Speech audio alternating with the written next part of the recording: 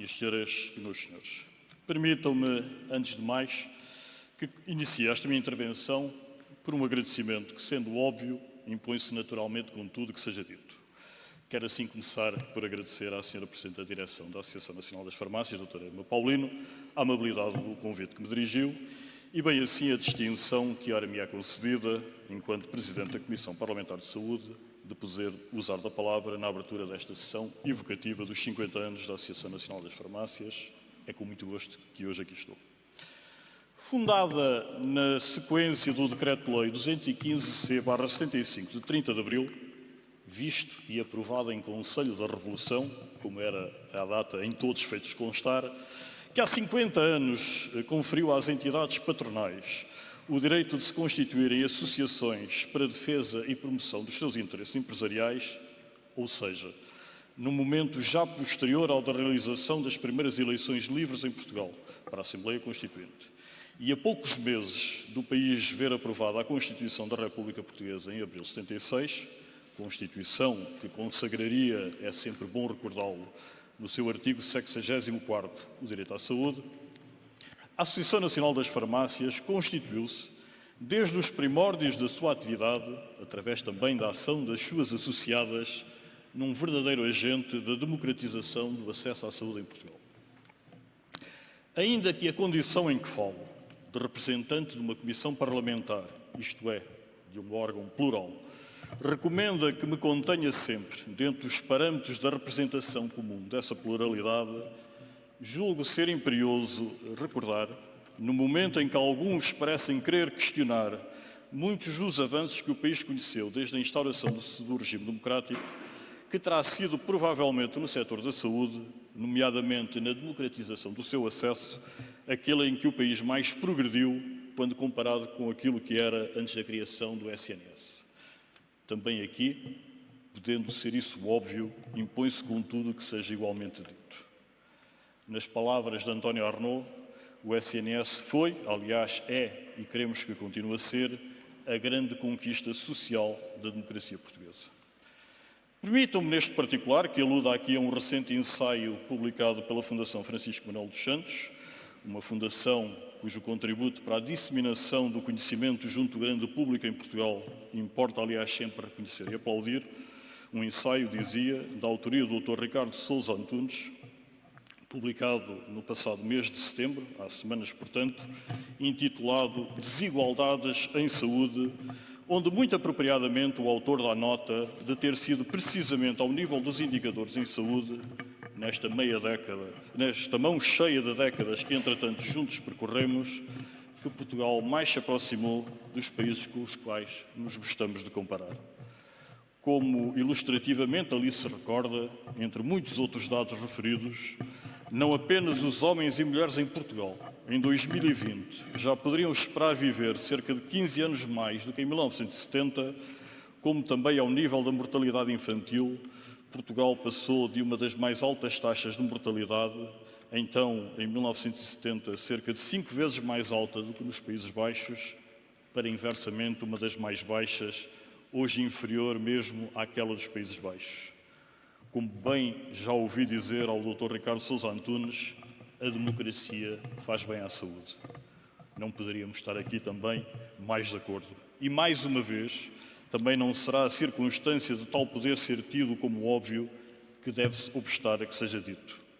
Dito, e já agora redito, uma e outra vez e sempre que necessário. Minhas senhoras e meus senhores, meio século, o número de anos que André Malraux contabilizava como os necessários para fazer um homem é uma data a todos os títulos relevante. Concordaremos, porém, que seria demasiado redutor enfatizarmos sobre o passado a razão de ser desta sessão evocativa. Bem sei, todos nós o sabemos, que evocar é, por definição, trazer algo à lembrança e, nesse sentido, é inteiramente justo que seja recordado e celebrado o contributo de todos quantos, ao longo de todos estes anos, em cada uma das associadas da Associação Nacional das Farmácias, deram o melhor de si para a implementação das políticas de saúde em Portugal, contribuindo, como referi, quer pela capilaridade da cobertura territorial, quer pela promoção da literacia dos nossos concidadãos em saúde, para a democratização do acesso à saúde do nosso país. Não haverá, creio, cidadão algum neste país, e serão cerca de 500 mil todos os dias a fazê-lo, que não reconheça na farmácia que o serve um porto seguro. Em muitos locais, se não o único, certamente o primeiro, capaz de mitigar sempre com profissionalismo e generosidade o mal que o apoquenta episódica ou cronicamente. Preciso de verdade e da aspirina, confidenciou-nos Álvaro de Campos, o mais febril dos heterónimos de Pessoa, num seu poema datado de março de 1931, evidenciando então o quão imprescindível se pode revelar um fármaco para se poder conseguir ver reposto todo o sistema do universo. Reconheceremos de certo que desde então, ninguém que diga, como ele disse, tenho uma grande constipação, assim se inicia o poema em causa, deixou alguma vez de olhar para a sua farmácia como algo menos do que a sua salvação. Mas se não quisermos invocar o poeta, poderemos sempre, e eu procuro, confesso, contar-me entre os que o fazem, recordar aquele filósofo maior, nascido na Estónia em 1909 e feito depois cavaleiro pela rainha do país, que entretanto fizera seu, Sir Isaiah Berlin, que nos ensinou que, e cito, o fim último da política é minorar o sofrimento humano suscetível de poder ser minorado. Será assim, pois, fácil compreendermos,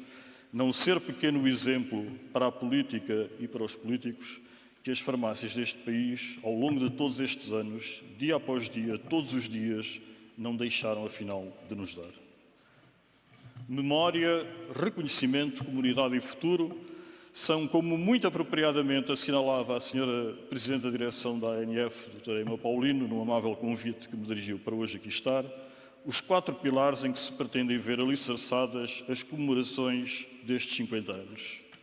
Se o passado é bom preditor do futuro, e a psicologia comportamental diz-nos que o é habitualmente, todo o historial de modernidade que caracterizou desde sempre o desempenho da Associação Nacional das Farmácias oferece os maiores augúrios para os anos que vêm pela frente e que os desafios que sempre, inevitavelmente, surgirão serão também invariavelmente superados com sucesso. Tendo presidido a Comissão Parlamentar do Orçamento e Finanças nas 3 últimas legislaturas que antecederam a atual, nenhuma delas particularmente longeva, como é do conhecimento de todos, é natural que esteja bem consciente dos constrangimentos e desafios orçamentais que se colocam ao setor da saúde e que sabemos todos não serem de hoje. Eles não são, aliás, nem de hoje, nem exclusivos do nosso país. Em boa verdade, salvaguardadas as devidas distâncias, eles podem considerar-se generalizadamente comuns aos daqueles países cujo modelo partilhamos, desde logo à cabeça o Reino Unido, cujo National Health System, o nosso Serviço Nacional de Saúde, teve assumidamente desde a sua fundação como referência. Se aqui o invoco,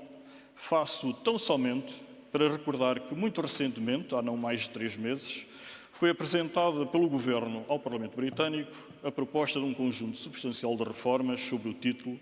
Preparado para o Futuro, o Plano de Saúde a 10 anos para a Inglaterra, entre os quais avulta, precisamente, numa lógica concomitante de deshospitalização, digitalização e reforço da prevenção, um substantivo incremento do papel das farmácias em Inglaterra na prevenção de doenças várias e monitorização dos seus riscos. Um reforço do papel das farmácias que visa contribuir, como esse plano propõe, não apenas para uma maior eficiência do sistema, mas também, afinal, para uma significativa redução dos seus custos globais. Se é certo que sobre a área concreta da governação da saúde incumbirá naturalmente ao Governo responder, e no que, no curto prazo, diz respeito à proposta de Orçamento do Estado para 2026, essa discussão iniciar-se-á inclusive no Parlamento daqui a menos de 10 dias, não é menos certo que aqueles 2 supra-referidos objetivos propostos para o sistema britânico, maior eficiência e redução de custos, são 2 fins que, é fácil de ver, não deixarão de ser também tentativamente perseguidos entre nós. Se a isso somarmos a alteração do nosso perfil demográfico e epidemiológico, com o consabido envelhecimento da população e o crescente predomínio de doenças crónicas não transmissíveis, só podemos ter por seguro, no médio e no longo prazo, que não haverá como não tentar aproveitar melhor a capilaridade e a proximidade única das nossas farmácias comunitárias e também por aí. A Associação Nacional das Farmácias, que sempre o foi, continuará a posicionar-se como parceiro imprescindível e incontornável na construção futura das políticas de saúde em Portugal. Minhas senhoras e meus senhores, termino. Unidos pela saúde é o feliz mote que a Associação Nacional das Farmácias escolheu para as comemorações do seu 50º aniversário. Um antigo e muito celebrado provérbio africano ensina-nos: se queres ir depressa, vai sozinho, se queres ir longe, vai acompanhado. À luz da razão de ser destas comemorações, ele poderia, creio, ser hoje apropriadamente complementado, e se nesse trajeto, mais do que acompanhados, todos forem unidos, irão seguramente ainda muito mais longe.